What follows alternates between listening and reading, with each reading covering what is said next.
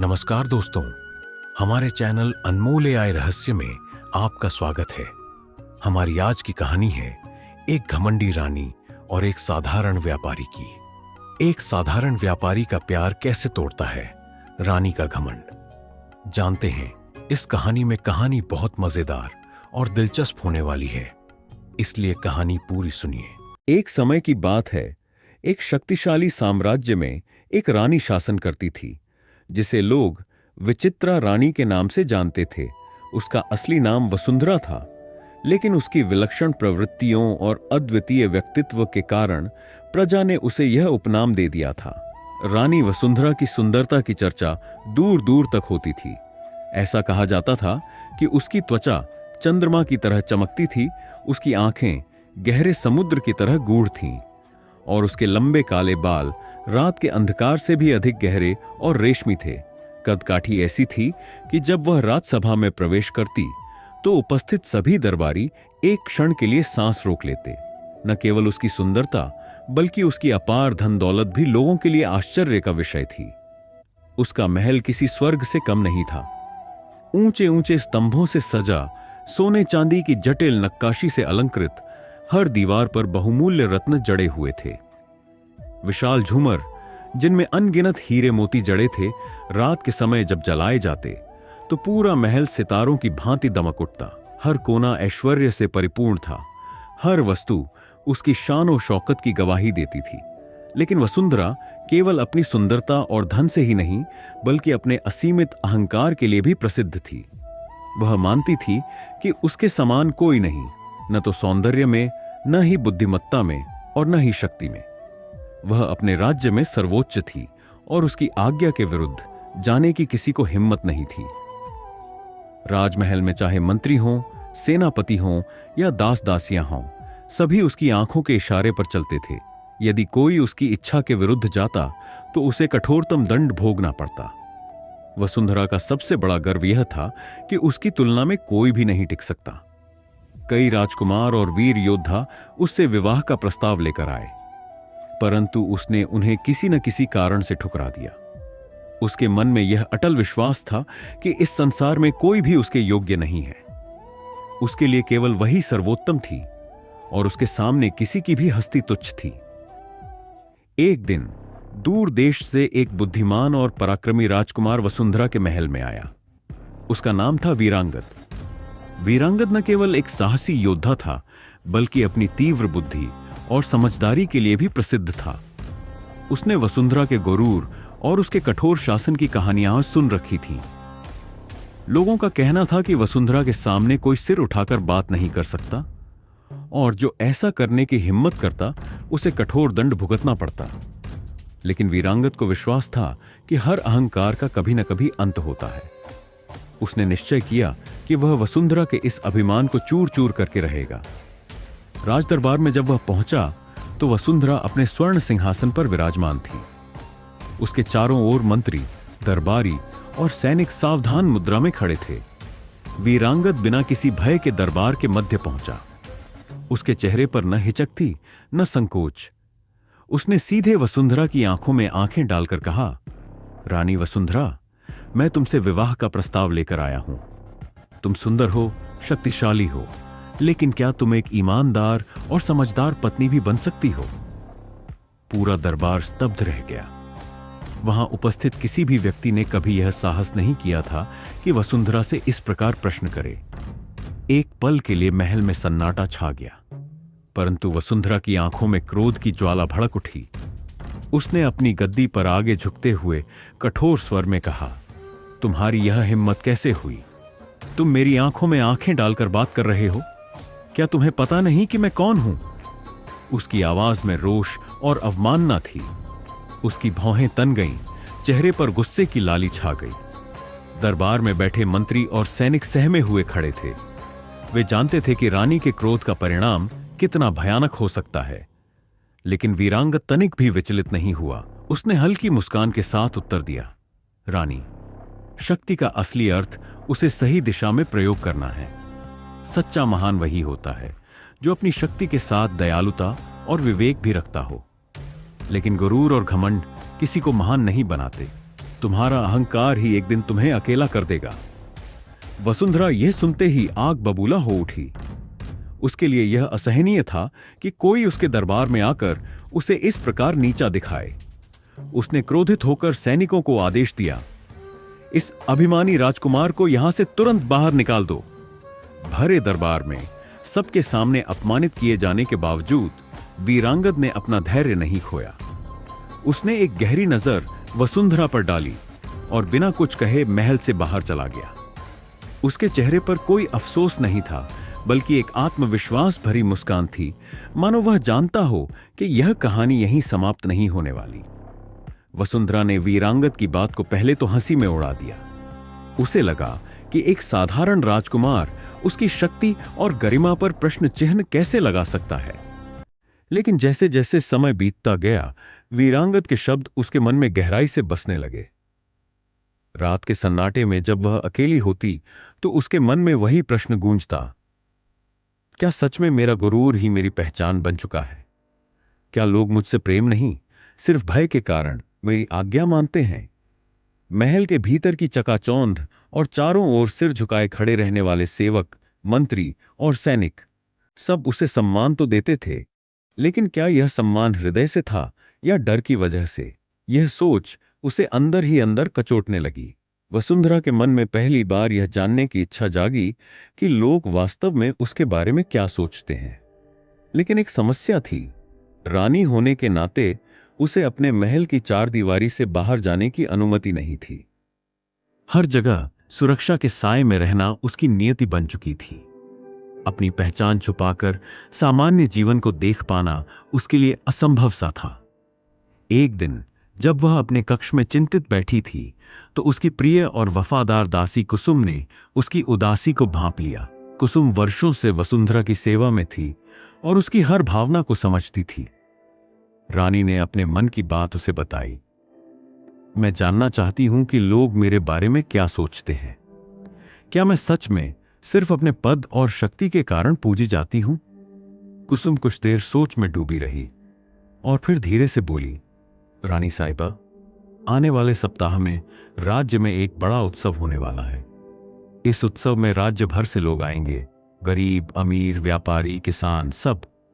यदि आप चाहें तो साधारण वस्त्र पहनकर वहां जा सकती हैं।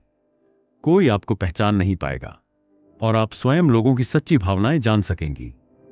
वसुंधरा को यह उपाय पसंद आया। वर्षों बाद पहली बार उसे लगा कि वह अपने महल की सीमाओं से बाहर निकल सकेगी। उत्सव के दिन रानी ने अपनी राजसी पोशाक और आभूषणों को छोड़कर एक साधारण स्त्री की तरह सादा वस्त्र धारण किया।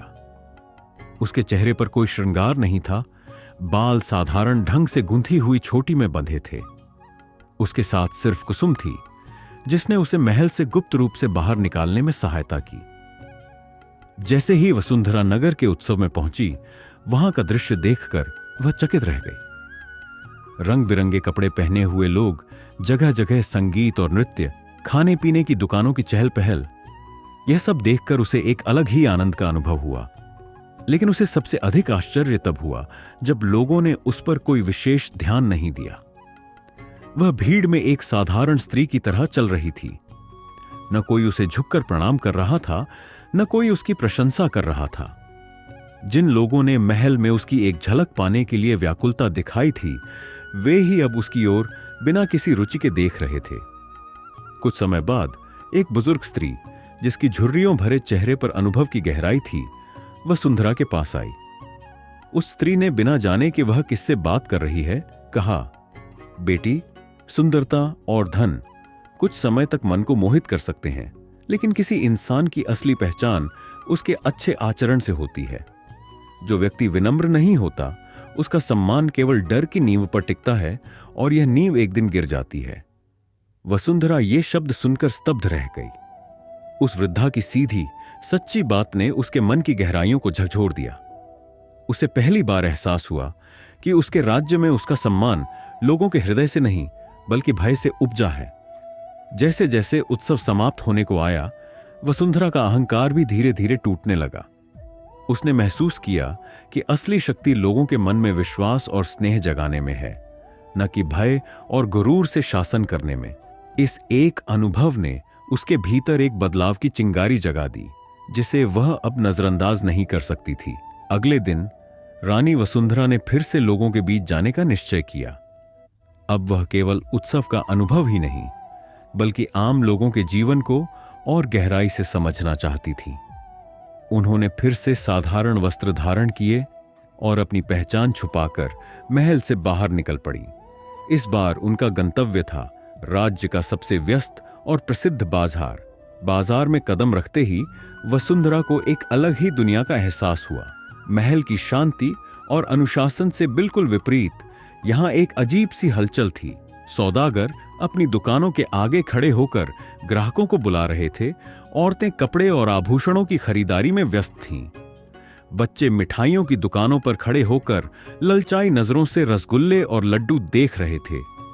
हर तरफ आवाजें गूंज रही थीं। ताजे फल ले लो, सस्ती और टिकाऊ असली रेशम की साड़ियां, ज़रेनिया, गर्मा गर्म जलेबी अभी अभी तली गई है। वसुंधरा के लिए यह सब नया था। उसने पहली बार देखा कि महल के बाहर की दुनिया कितनी जीवंत और आत्मीय है।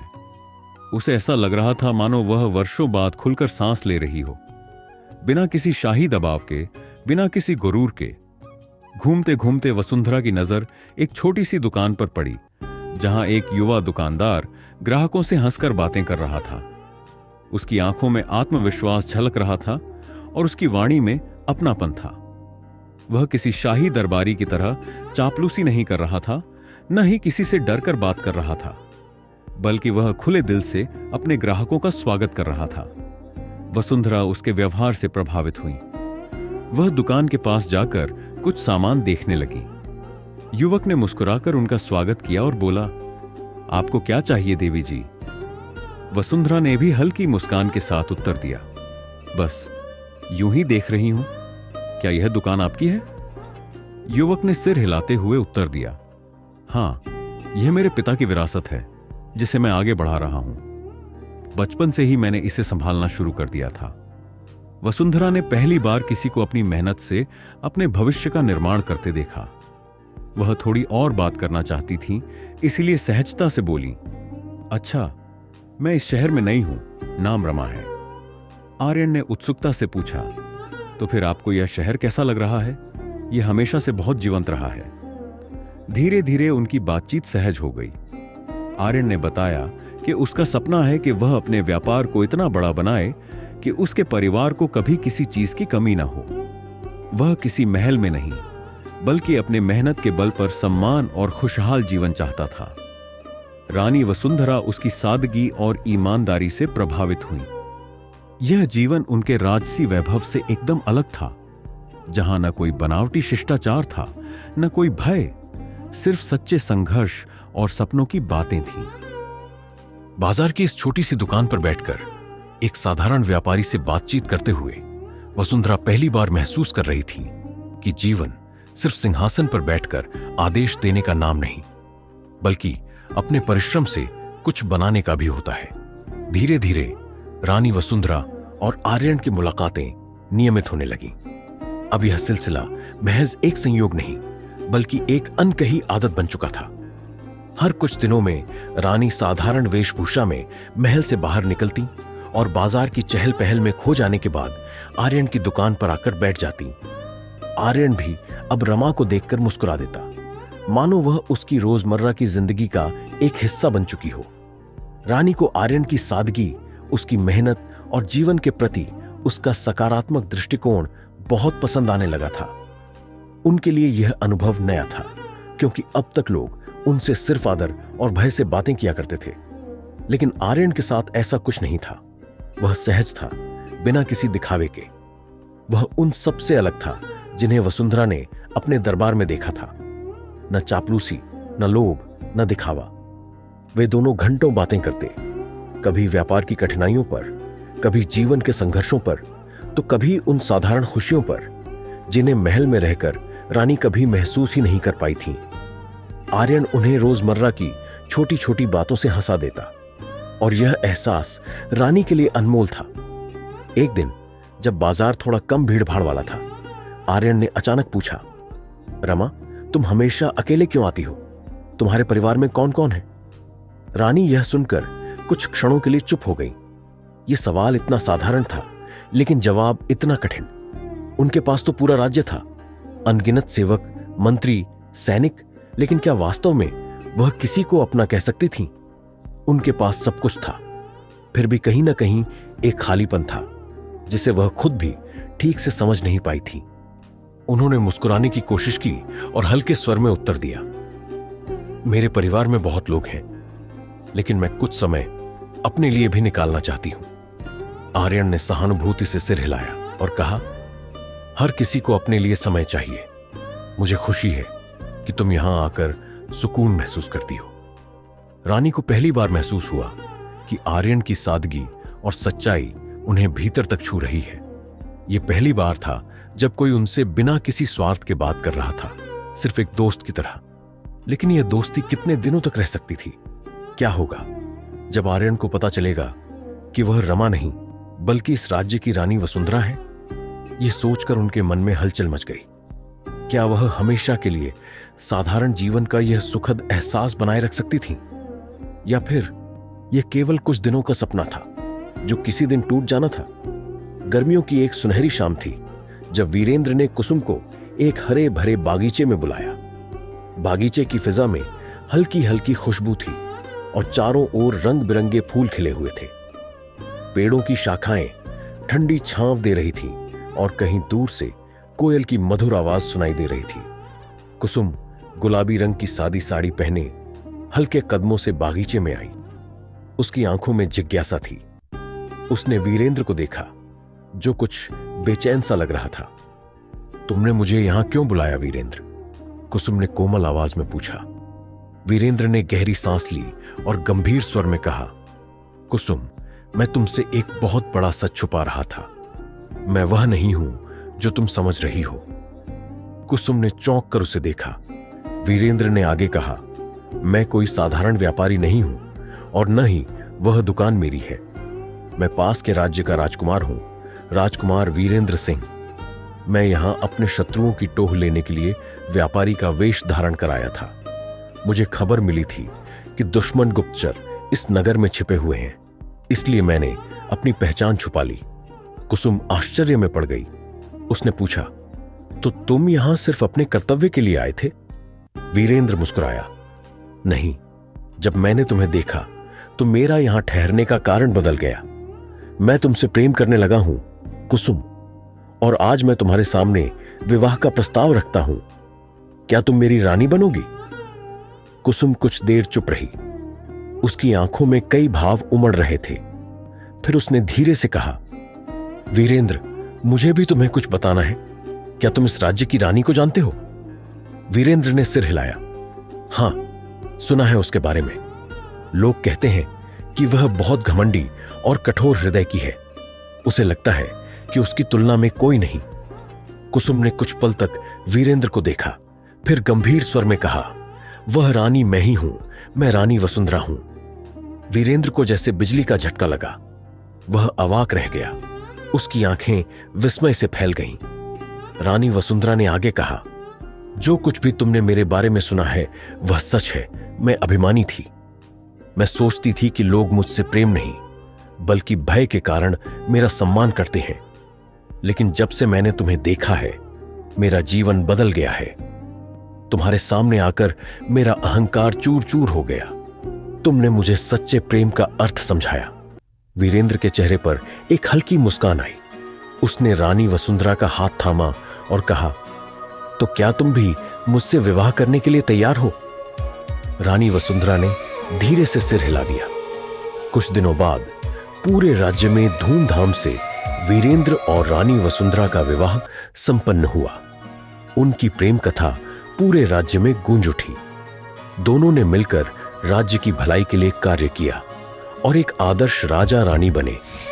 इस प्रकार प्रेम ने न केवल दो दिलों को मिलाया बल्कि एक शासक के हृदय को भी बदल दिया। दोस्तों, हमारी कहानी अच्छी लगी तो लाइक और कमेंट जरूर करना। ऐसी ही मजेदार कहानियां सुनने के लिए हमारा चैनल सब्सक्राइब कर लेना।